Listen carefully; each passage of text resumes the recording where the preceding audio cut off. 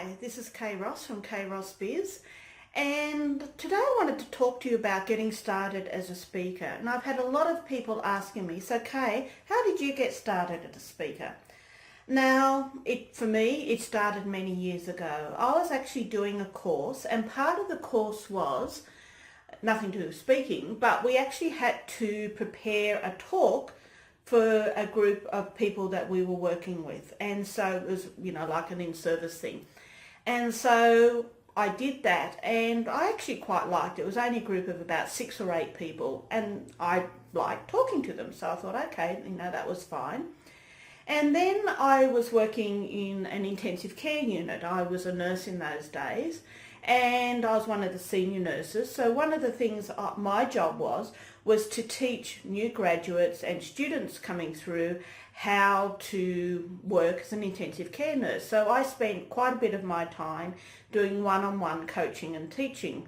I didn't call it coaching in those days, but really looking back, that's what I was doing. And I was good at it because I knew what I was talking about, and I loved engaging people, and I loved that light bulb moment that happens when people actually get what you're talking to.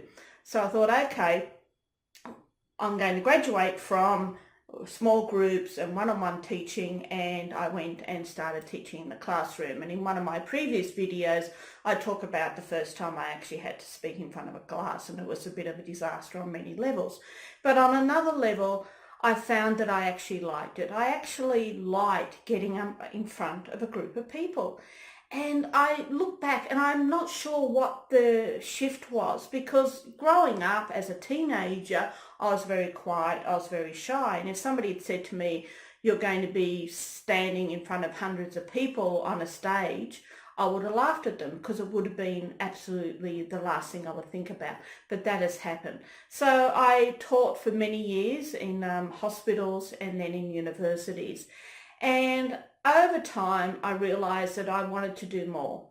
I wanted to be my own boss. I wanted to be in charge of what I was doing when I was doing it. And I also realized that I had more to say than talking about, anatomy and physiology of the ear, nose and throat. Now that's an interesting topic if you're into anatomy and physiology. For me, it wasn't something I was really all that into.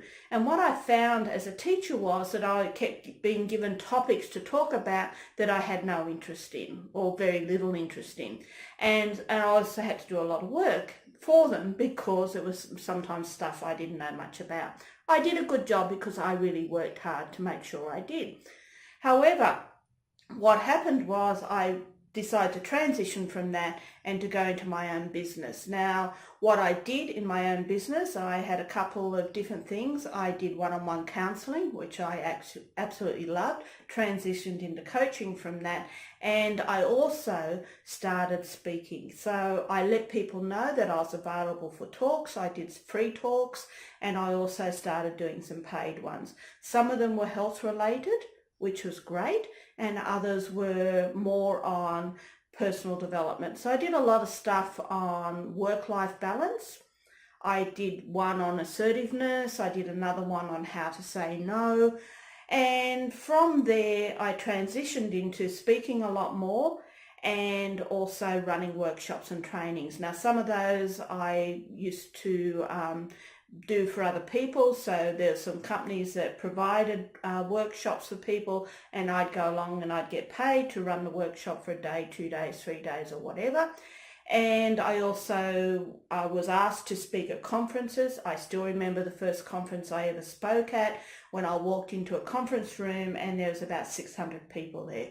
And I remember thinking, wow, how did I get here? And the way that I got here was that I practiced, I planned, I was prepared, and yes, I was nervous. And you know what? I am okay about being nervous, because being nervous means it keeps me on my toes. I have always said the day that I'm not nervous anymore is the day I should stop, because I've got too complacent.